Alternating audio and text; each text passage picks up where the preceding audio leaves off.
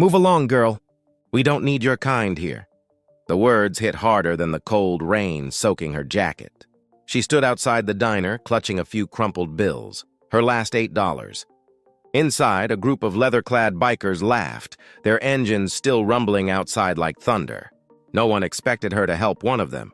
Not the man bleeding on the curb, not the waitress shaking her head, but what they didn't know was that her small act of kindness, made from nothing but heart, would soon shake an entire brotherhood. In less than 24 hours, every engine in town would roar for her name. Have you ever been judged before someone even knew your story? Tell us in the comments. Before we begin, hit subscribe. It's appreciated. It was one of those gray mornings that felt heavier than most. The sky hung low, threatening rain, and the streets of Riverton were quiet except for the buzz of an old neon sign flickering above the corner diner. Inside, Maya wiped down the counter for the third time, trying not to think about how close she was to losing everything.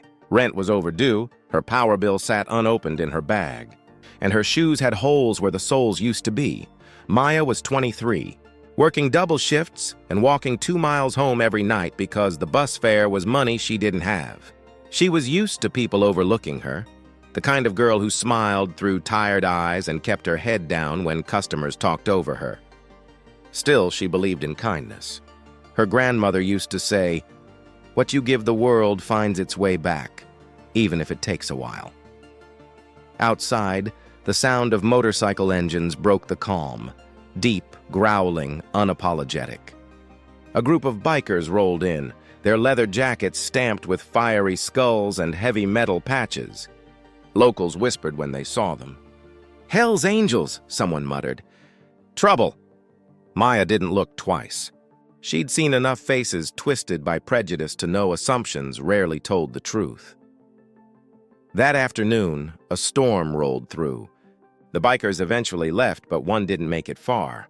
Maya noticed him through the fog diner window, slumped by the curb, holding his side, blood mixing with rain. People passed by, avoiding his gaze. The manager locked the door. "We don't need no mess like that here," he said. But Maya hesitated, her hand still on the rag she'd been using to clean. Her heart told her to move.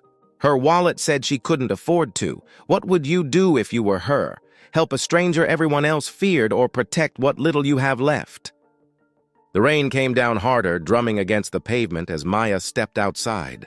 Her apron clung to her, the cold biting through the thin fabric. The man was barely conscious, his face pale beneath a layer of dirt and blood. His jacket bore the insignia everyone feared, the flaming skull of the Hell's Angels. His bike lay tipped over beside him, the chrome dulled by mud. Maya crouched beside him, her hands trembling.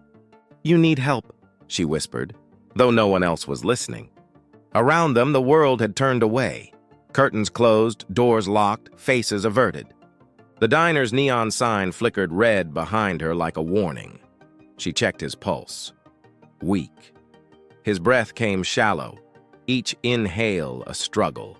Her phone screen was cracked, and the only cab company she knew demanded payment up front. $8? That was all she had. Inside, her manager shook his head at her through the glass, mouthing something that looked like "leave it." But Maya couldn't. She tore the bills from her pocket and ran toward the road. A taxi slowed, hesitant at the sight of the man sprawled out. Maya pressed the crumpled money into the driver's hand.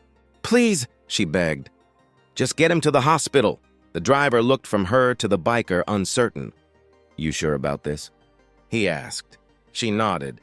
The car sped off, tires slicing through puddles. Maya stood there until the red taillights disappeared into the rain.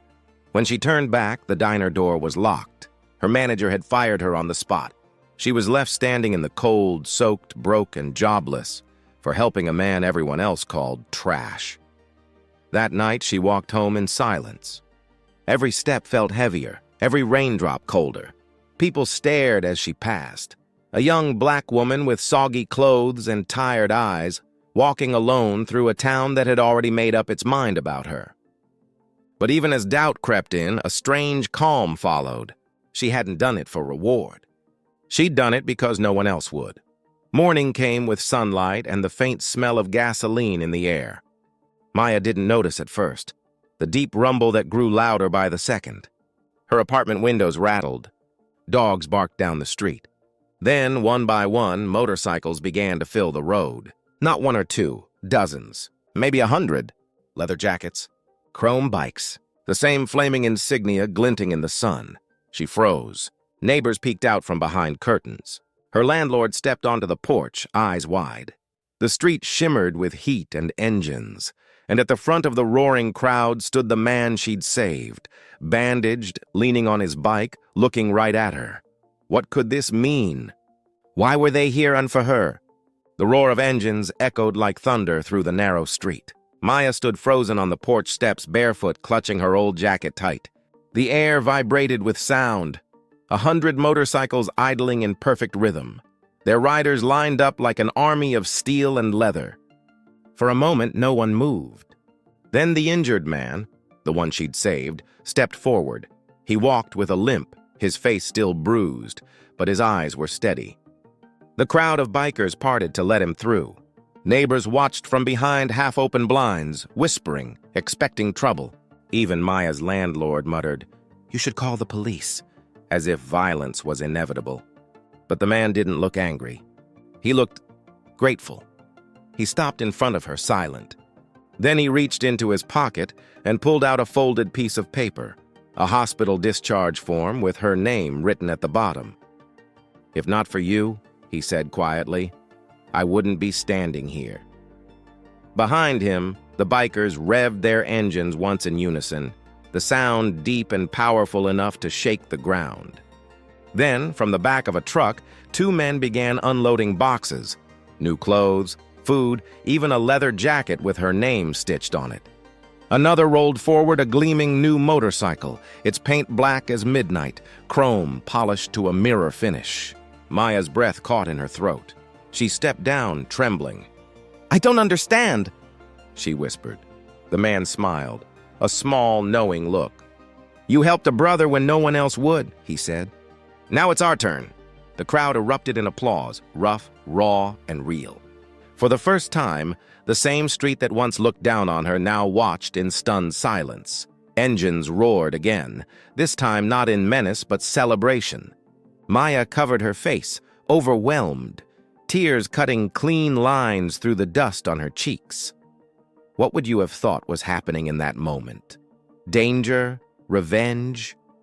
Or the beginning of something bigger? Tell us below.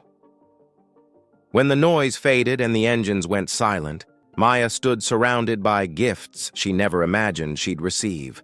Groceries, clothes, envelopes quietly slipped into her hands. But it wasn't the things that moved her most. It was the faces. Rough, scarred, tattooed men who'd been judged their whole lives, now standing for her. The man she saved, whose name she finally learned was Cole, placed a hand on her shoulder. "You showed kindness when nobody else did," he said.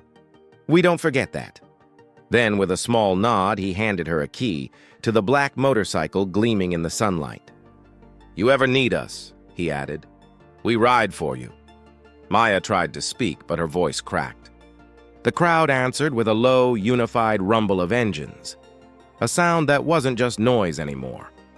It was a promise, a sound that told the town, this woman mattered. As the bikers rolled away, one by one, neighbors slowly came out. Some looked ashamed, others clapped quietly. Maya didn't need their words. The moment spoke for itself. That day changed everything. She was still the same woman, still walking through life with nothing but grit and heart. But now people saw her differently. The same ones who once crossed the street to avoid her now held doors open. And though she didn't seek recognition, what she gained was something deeper. Respect. In a world quick to judge by skin, by patch, by rumor. One act of compassion broke through it all. How many times do we walk past someone, deciding who they are before we even know their story? Show some love with a like and subscribe to stay inspired.